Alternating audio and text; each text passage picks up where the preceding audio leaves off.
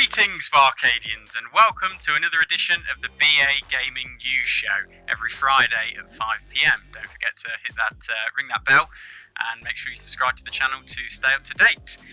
So, the penultimate show this week of the year, really. We're not going to do a traditional BA News show next week. We're presuming it's going to be a slow news week, so therefore we thought we'd do a kind of a year in review show.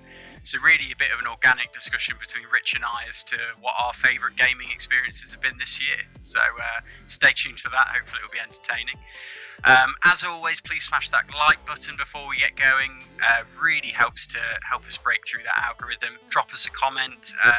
If you've got any thoughts and opinions on the subjects, topics we mentioned today, we would love to hear from you. And I think with all that being said, Rich, shall we talk through what we've been playing this week? Absolutely. Hello, BArcadians. So this week, almost entirely, I've been playing Hollow Knight. Working my way through it. I've got some hard bits I've done, got some hard bits to come. Really enjoying it. Really enjoying the grind. There's a lot of swear words from time to time, but for the most part, it's an enjoyable experience. What about you, Tabs? Yeah, again, still living vicariously with you on a bit of Hollow Knight. I think you're now surpassing me. Well, not quite, but you're very close to where I reached and put the game down for various reasons. I think partly because I was fed up with the grind, and so I had another game that kind of stole my affections, if you like. But yeah, you're doing well, mate. I really do think you've got everything you need now to complete the game, should your willpower stick. But I know you've got Demon Souls potentially queued up over Christmas, so we shall have to see if Absolutely. that tickles your fancy. But no, for me, Cyberpunk 2077. We didn't really end up mentioning it last week, Rich, but I have wrestled with some gremlins, haven't I? Some crashing. Indeed. In a nutshell, I've had to switch NVIDIA control panel to debug mode to enable me to play the game. Because until I did that, it crashed almost repeatedly when I tried to launch the game. It was a very frustrating, day or so, Rich, as we both... Yeah, probably, yeah. To fix it.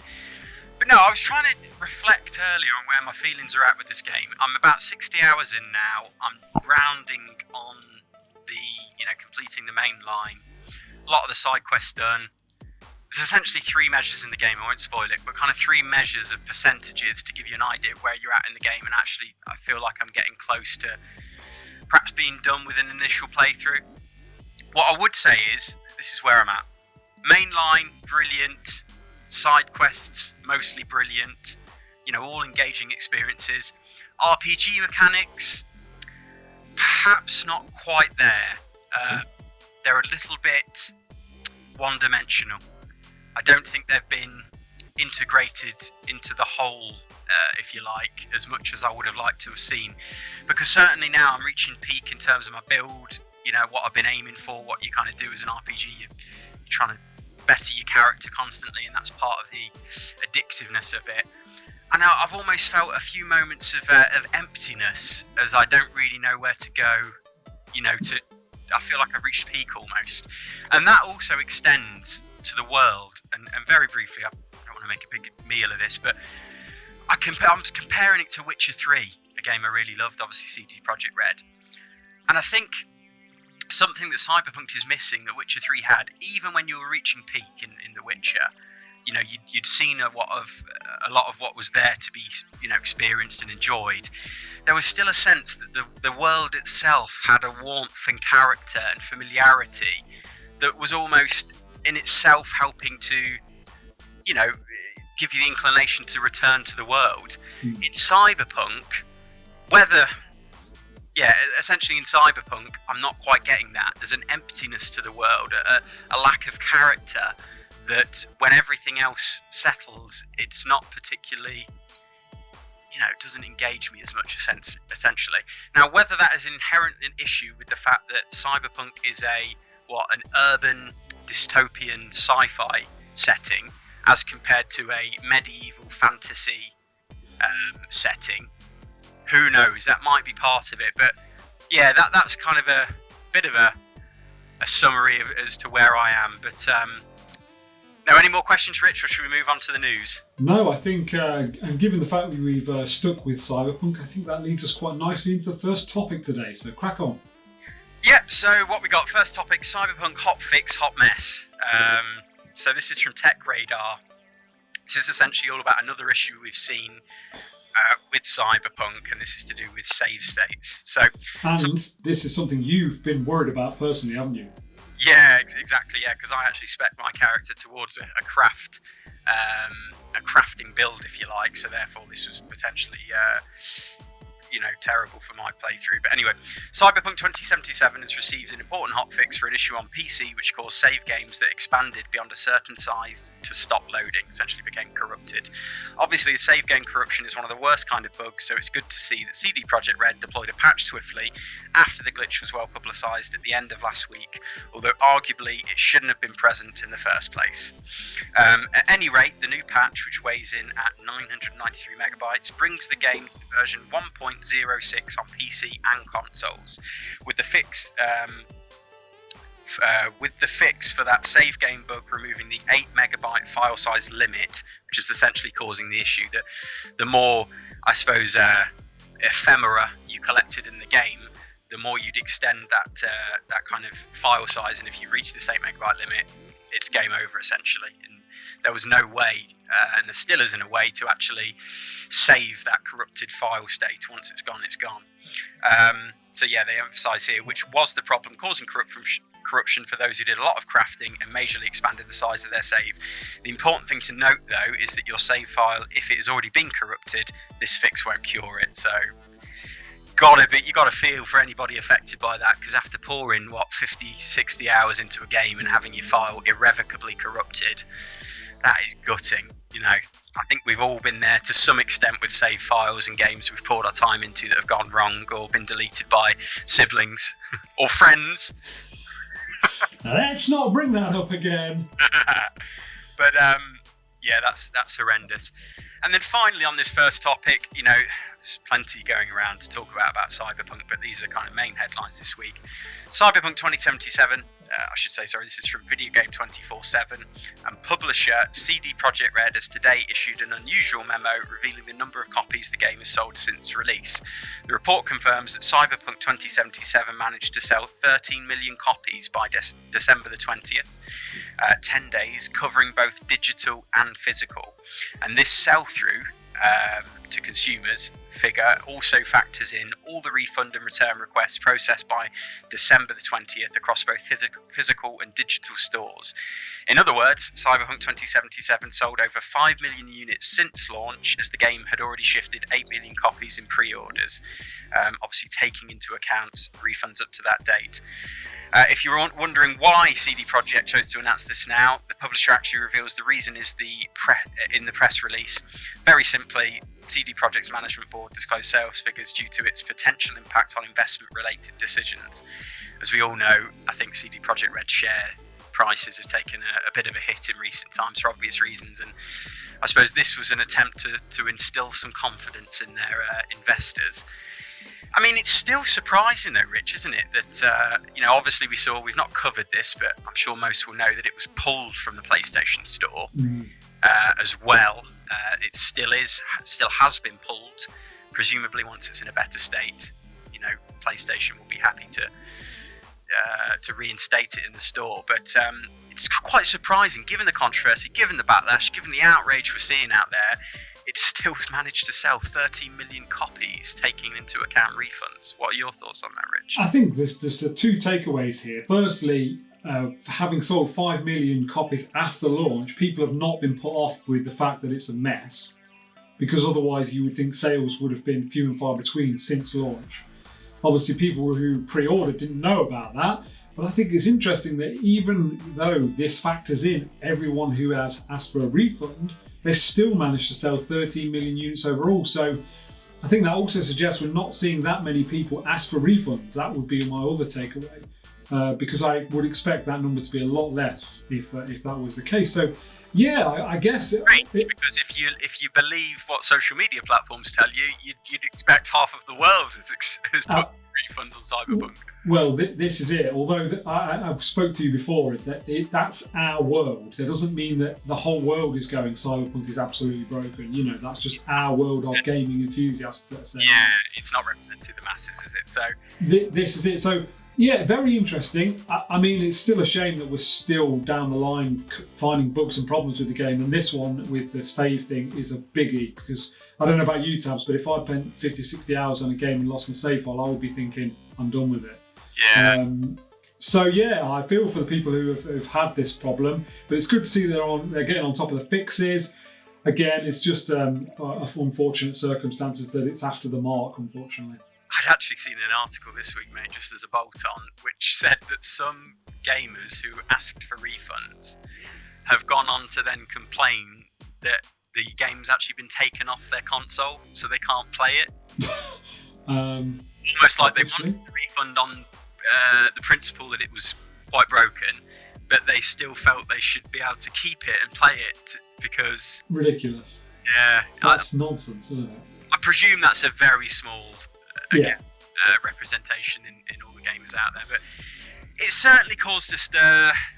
Another tweet I saw this week, mate, I don't know if you caught this, something, a magazine, I think it's Paste magazine, tweeted something, an article essentially comparing, saying that Cyberpunk 2077 is emblematic of everything wrong in the games industry, and it's the equivalent of Hitler being the Time Person of the Year. Oh, I've probably blown that well out of the context, but essentially they were drawing a comparison with Hitler, which was... I mean, that's a bit far, you would say. There wasn't any genocide involved. Yeah, it was a very extreme comparison. It's certainly got a lot of backlash amongst gamers. I mean, suffice to say, it probably says more about outrage, social media, our reaction to it, than anything else these days.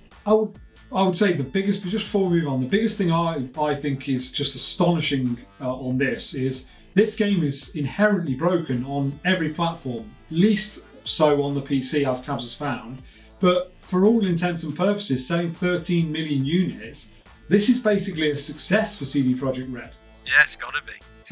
You think they've basically been rewarded for shipping a broken game, and that is a worrying thing.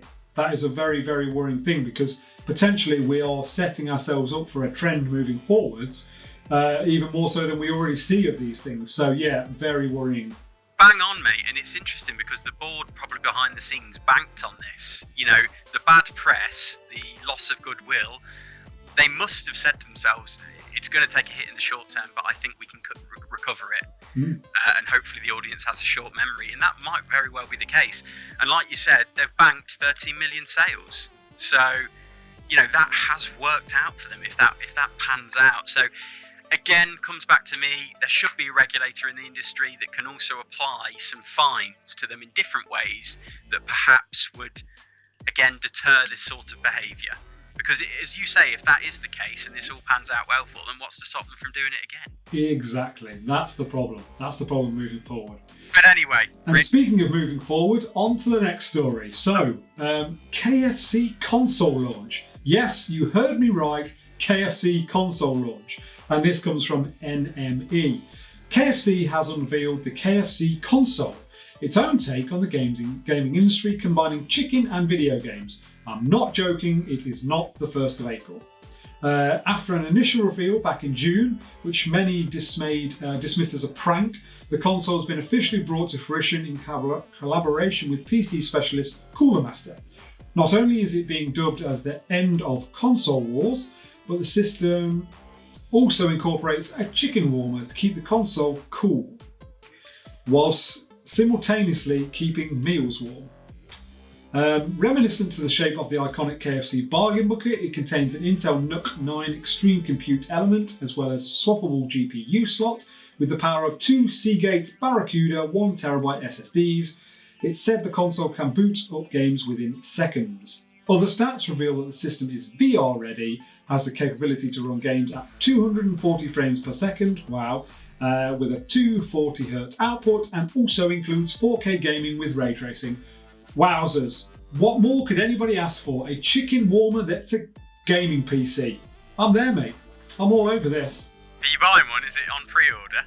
Oh, I mean, this is the daftest thing I've ever heard. I mean, why would anyone want to incorporate a chicken warmer and a high-end PC? Literally the two things I've never thought would go together ever. I mean, to be honest with you, I am actually looking forward to hopefully a Digital Foundry tongue-in-cheek breakdown of this machine. Because the way they say that there, it sounds like it could be quite an ingenious design. Like they're redirecting the heat from the system into this chicken chamber. Yeah, to be fair. Which then keeps your meal warm.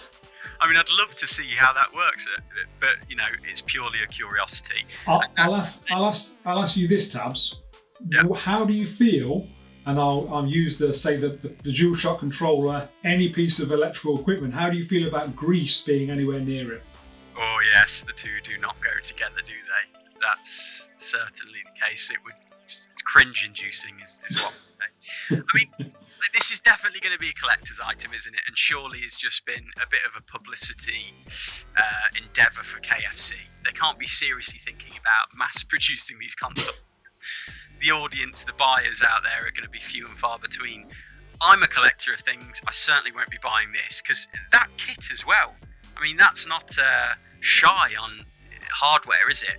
That sounds a pretty capable rig. I mean, two 1 terabyte SSDs are going to be sort of circa £600. I mean, essentially, KFC are presumably seen the huge rise in gamers this year, much to do with the situation we're all in. I think a friend of the channel, Bobby, actually mentioned to me today about, I think the games industry is now reportedly bigger than sports and film industry, did they say? Wow. At least statistics-wise.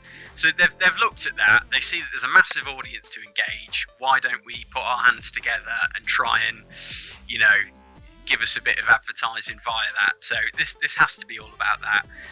I mean, it's interesting to see in a year which has been rough, stuff like this is entertaining. Interesting, isn't it? Absolutely. I won't be buying one, Rich. Anything more to say before we move on? I think we should move on from the finger licking chicken and get into the next topic. Fantastic, mate. So, finally this week we've got Super Nintendo World. So this comes courtesy of Games Radar. Today's Nintendo Direct had nothing to do with video games. It was a 15-minute tour of Super Nintendo World at Universal Studios Japan in Osaka. In the video up top, Mario creator himself, Shigeru Miyamoto, walks us around a good chunk of the park, including the Mario Kart AR zone called Bowser's Castle, a trippy underground area where it looks like you've been shrunk, a gift shop, and a big cafe run by toads. As Miyamoto wanders through Super Nintendo World, he shows off some of the ways you'll interact with the environment. For example, you can buy a power-up band and punch blocks for coins, and then track your activity on an app. Miyamoto also shows how to hit power blocks at the right time to collect a key near a Koopa. Collect enough keys and you get to battle with Bowser Jr. Finally, watching the sights and sounds of the Mario series come to life at the Super Nintendo World is incredibly exciting for a lifelong Mario fan. I have to say it was a fun video to watch. I've watched it through myself. And don't even get me started about the cafe. The Mario Burger, Super Mushroom Pizza Bowl, Veggie Platter and pastries all look divine, and I've always found that food in Japan looks just as good as the advertisements.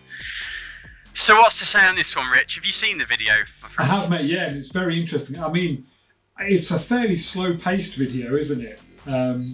It's not, I wouldn't describe it as snappy, but the park looks incredible. I think it looks outstanding, and I'm very excited to go there. My only thoughts were the way in which we were taken around the park. It's a very like a singular activity, like you're going to a certain part of the park and, like you say, you're hitting these power blocks and that. And I just wonder how well that's going to translate when the park is absolutely full with people. I'm not sure on that one, but hopefully they've thought about that and put lots of ingenuity into how they're going to control crowds, etc. Yeah, wear and tear, people fighting for goes on the different kind of activities. Exactly. Explains. It was a fun video though, and certainly, for him it must be a dream come true in many respects. I think he's been helping, consulting a lot of the design of the place. And again, in a difficult year, it's lovely to see. I did think there'd be more integration with the Switch. Now, I don't know if that's yet to be revealed. I think he did mention something about Amiibo amiibos in the video. Mm. And obviously there's a smartphone app, and you're going to be able to use that as you go around. But yeah, I thought it might be a good crossover with some sort of maybe augmented reality game with the Switch, and a good way to push Switches and sales for them as well. But no, suffice to say, there's been some talk, hasn't there, Rich, in our group of friends about a trip to Japan for us in the future. Indeed. So who knows? I think that would certainly be up on my to-do list if we ever did.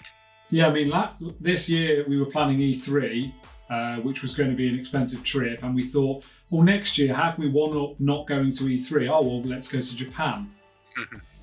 Hilarious. If of course next year pans out that way, fingers crossed it does. But yeah, suffice to say, if you're a lifelong Nintendo fan like me, like Rich, it's definitely worth 15 minutes of your time to check it out. So that's all the main topics over and done with this week, Barcadians. As ever, please let us know your thoughts. We'd love to engage with you, and from Rich and I, we're wishing you a very Merry Christmas. Right then, Rich, the guardian of everything else this week. Do you want to kick us off? Absolutely. So first up, we've got Among Us gained almost 500 million players in 2020, which is, I find, absolutely incredible, given I think that originally came out in sort of June-ish, sort of mid-2018, I think. So I think that's crazy. Yeah, I think it was a late bloomer in terms of its popularity, and obviously this year the situation we've all been in has probably helped it really hit the mainstream. But I'm sure we're going to see quite a few betrayal genre games in 2024. What do you think, Rich? Definitely, mate. Absolutely. Nintendo Switch is at the midpoint of its life cycle, according to Nintendo of America president. Cue time for a Switch Pro, do we think, Rich? Yeah, absolutely. As we've seen with the likes of Microsoft and Sony, mid-life cycle of their consoles, they tend to release a half again sort of thing. So that sort of suggests we're heading towards a Switch Pro. So that's really cool. And fingers crossed in time with Breath of the Wild 2 as well. Absolutely. And finally this week we've got Henry Cavill has taken the plunge and updated to the highly sought after and hard to find currently RTX 3090 graphics card. And we'll have to see whether he's done a shirtless or topless or sleeveless video for that, which we can all pour over.